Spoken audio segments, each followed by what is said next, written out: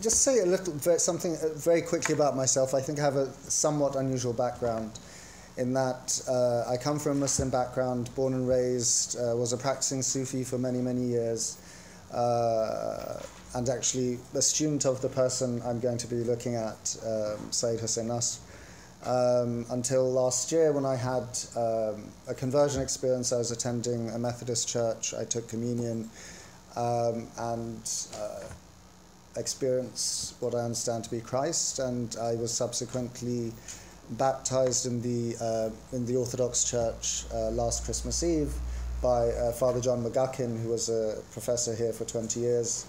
And I don't consider myself to be an ex-Muslim, as many people have referred to me as being Muslims. Certain Muslims say, "Oh, you're just an ex-Muslim." I'm like, no, I'm not. I'm not taking a political stance. I'm very glad you clarified that, yeah. Because every time I see you, I always think that. I think this denotation ex-Muslim is like very political, because people who adopt that identity is like, you know, Islam, that was in my past, Islam's barbaric, and I turn my back on that. And I think Islam is a deeply beautiful tradition. I may know it to be because I've spent many years studying it, and the fact that I consider myself as being part of the Christian tradition is not out of choice. You know, as far as I'm concerned, I was very comfortable in my Sufi Islam. It surprised me more than anyone else as conversion experiences I want to do. In any case, that being said, to get to the heart, the main topic of today, which is, or at least my presentation. So Seyyed Hossein Nasr was, for many years, he's retired now, but he was for many years University Professor of Islamic Studies at George Washington University. He's quite possibly, this is no exaggeration, and factually speaking, he's quite possibly, and he's certainly one of the most important Muslim intellectuals living today, if not, you know, he's one of them, if not the most important. He's the first person to have the incredible distinction of being invited to give the Gifford Lectures, which is the highest honor given to a theologian, as well as having a volume in the Library of Living Philosophers dedicated to him, so which is the highest honor that a philosopher can get. And he was the first person to have that. Since then, there's another person who has volumes in both. Very remarkable intellect. He was one of the first people ever back in 1996. Now we're all talking about the environmental crisis, the impending environmental catastrophe. He was one of the first people in the world to warn of the impending environmental crisis, and he was invited to give the Rockefeller Lectures at the University of Chicago by the invitation of Mircea Eliade, one of the great scholar of religion. And in fact, he mentions that when he wanted to give these lectures, people were actually opposing him. They were saying, "Why do you want to talk about this?" That's how little people talked about these things. It was, talk about something else. Talk about, Islamic metaphysics. Why are you talking about the environmental crisis?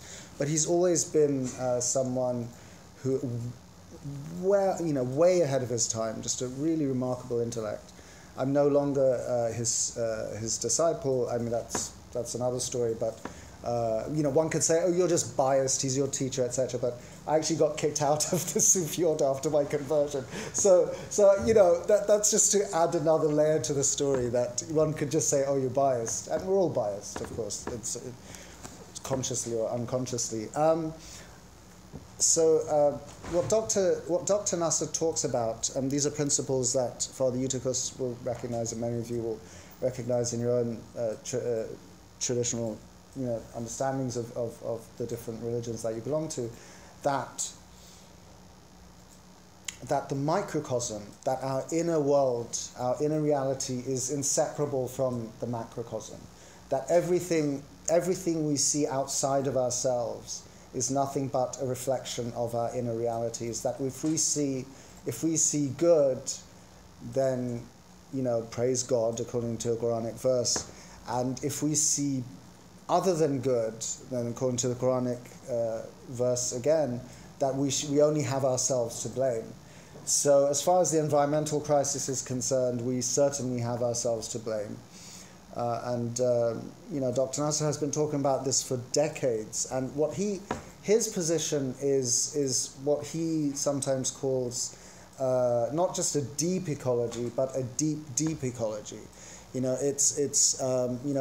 Again, we have to fundamentally rectify our inner landscapes, and that, according to Nasr's position, and he gets classified as being amongst the perennialists. So, sort of to add a little note to from my personal story, as paradoxical as this may sound, perhaps not, as I unpack this a little bit, if it were not for my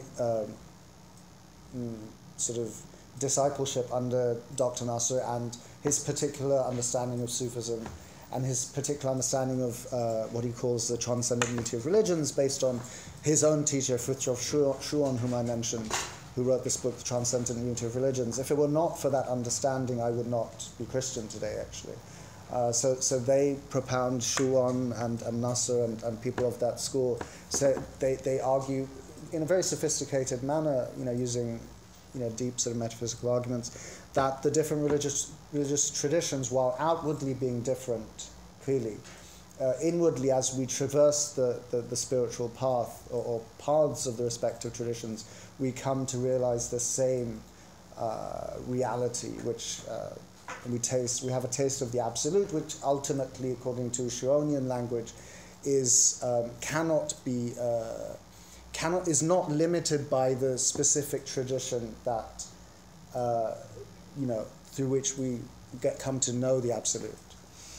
In any case, the environmental crisis, as Dr. Nasr argues, cannot be reversed by cosmetic means. It's not enough to just change light bulbs. It's not enough to although these are important things, we have to really rediscover,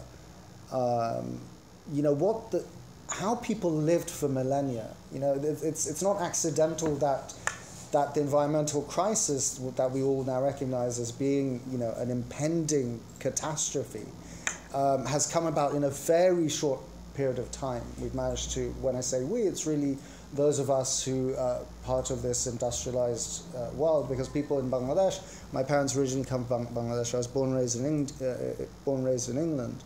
Bangladeshis by and large don't have, in terms of actual contribution to this environmental crisis, mainly people in the West.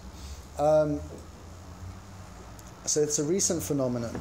As far as the Quranic narrative is concerned, to speak of the Quran, I think it's important to point out that the Quran, more so than any other religious text, certainly the Bible, only the Tao Te Ching compares in terms of the amount of times it refers to nature.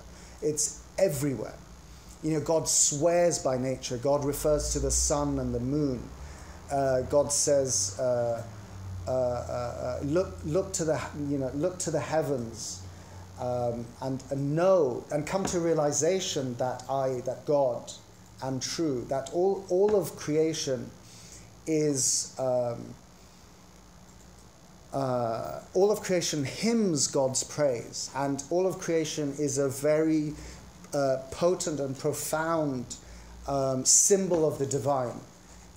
As long as we cleanse our hearts, because our hearts are our true organs of perception, and in this regard, Islam, historic Islam, not the Islam of ISIS, but the Islam that has existed for 14 centuries, has always been very ecologically concerned. I mean, the writings, it doesn't take a huge leap of the imagination theologically or what have you, because Muslim scholars were writing about these things for centuries. And I say this as a Christian today, that one of the shortcomings of the Christian church historically and until very recently has been a complete almost disengagement with nature, and there are complex theological reasons as to why this is the case. The world was seen as fallen and so forth, and I think the Orthodox Church has a very slightly different take on things compared to Western Christianity,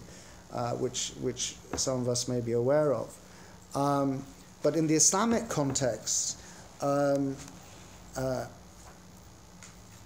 all of creation points us to God, and everything, as it were, is not just theoretically, but in truth, in its truest essence, everything is united because God is al-Ahad. God is one. God is what a Muslim seeks to do in his or her lifetime through the practices, the Islamic practices, to prayer, meditation, fasting, and so forth. He or she tries to realize the absolute unity of all of creation, meaning not in a sort of what we might call a sort of pantheistic sense, but in a sense that all of existence is united because all of existence is created by the one true God, Allah, which is also the name of God that Christians use, Arab Christians use, and creation is inseparable from that unity. It's sort of a paradoxical thing. On the one hand, creation, by definition, is created by God. At the same time, creation is inseparable from God. There's this sort of mysterious plunging. A powerful metaphor that is used by one of the great Muslim sages historically, Abu Hamid al-Ghazali, who's a Baghdadian Sufi and a jurist.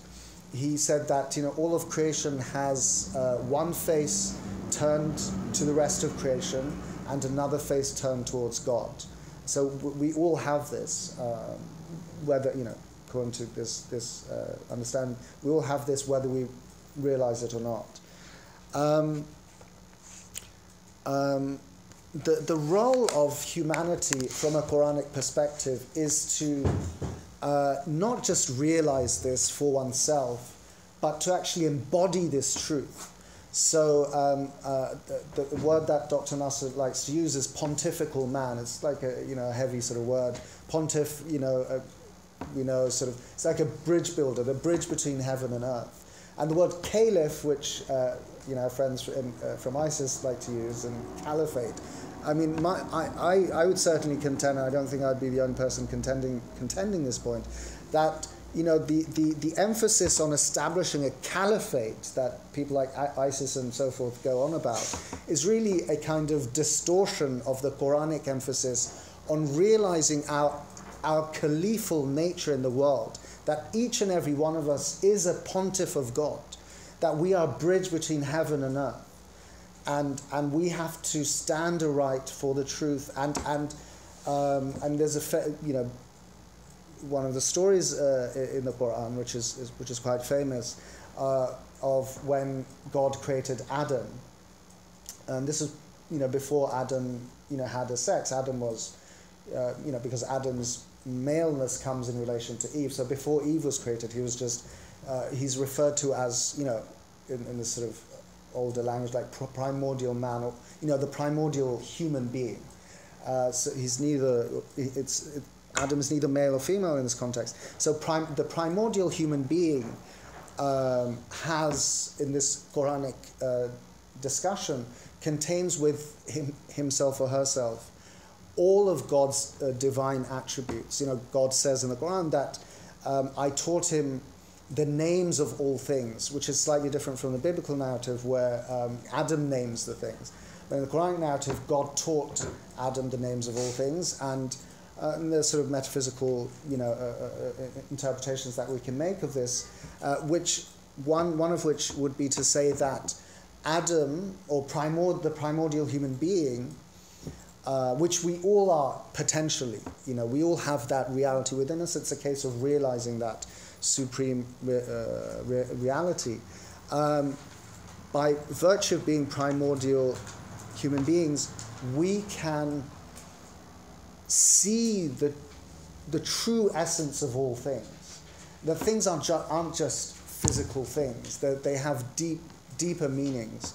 Water isn't just H2O. Salt isn't just sodium chloride, and that's part of it. But there's so much more to it than that.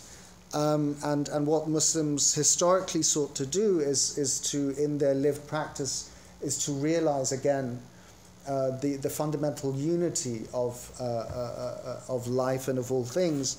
Some interesting points, and I'll end in a couple of minutes.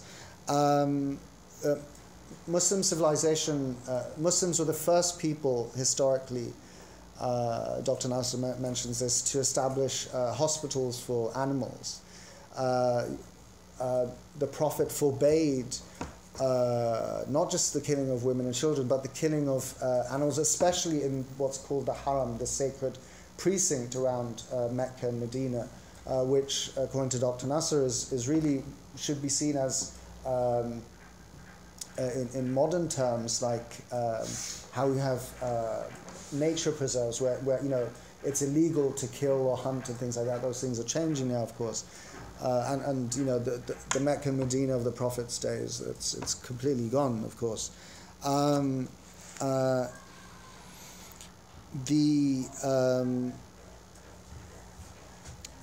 One of the, despite this incredibly rich tradition, and this is something that really bothered me for a long time, and it still bothers me, a little less so because I'm less invested now. I still have a very complex relationship to Islam and Christianity again. So, but it's because of my Christianness now it bothers me less. And what bothered me for a really long time was, I read these texts, I read, these authors who are writing literally hundreds of years ago. Someone like Ibn al-Arabi, who's considered, by many to be the greatest sheikh in the Islamic tradition. He was writing, I think, 600 years ago, more than 600 years ago. His insights have been, these comparisons are problematic on some level, but it's instructive nevertheless. There's a more recent book from '98, I think, by Ian Armand, where he compares Ibn Arabi to Derrida. So the point being, these people were thinking at a really sophisticated level on all matters of human living and being and how we interact with one another and with animals and so forth. And the question what really bothered me is, so I see these Muslims in the books, and I see Muslims today, like, are these the same people? And I guess to answer my own question, I would say yes and no. I mean, if a Muslim considers himself or herself to be Muslim, then who am I to say otherwise? Just as if a Christian considers himself or herself to be Christian, who am I to say, no, you're not? At the same time, there's a profound ignorance of the tradition. And this is something that people like Hamza Yusuf and others say vis-a-vis ISIS. And they've been saying this for a really long time, that actually the major crisis in Islam that has been going on for at least a few centuries now, many people say, since colonialism, others say maybe a little before that, is a crisis of, it's an intellectual crisis. Things like ISIS, or all these awful, horrific things, the environmental crisis itself, it's nothing other than a manifestation of a deep inner discord, deep inner ignorance, and I don't mean just ignorance in terms of, have I read books enough, because and I'll end literally in 1 minute, the workshop that I just came from, which I'm going to go back to again in a bit, it's actually a healing workshop, and the note that one of the teachers left it on was very, I don't believe in accidents. She was saying how healing happens through connection, which is really profound, and if we, and what I took from that and what I want to leave us all with here today is that if we are to heal the world, we have to first reconnect with the world, and not just on some superficial intellectual level. That shit doesn't work. We've been doing that for a really long time. We've been reading books. We know everything's going to hell. But to really connect, we need the traditional technologies of the self, whether it comes from Christianity or in all its... I'm particularly biased towards Eastern Christianity, of course. I just think it has some very powerful technologies of the self, which are very important. We need to rediscover these technologies of the self, that these incredible sages through the ages, and not by accident, I fundamentally believe by God's grace. They were given to humanity through God's will and grace. And they're to better us, so that we can be good to one another and to the world itself, from which we're not separate. Thank you.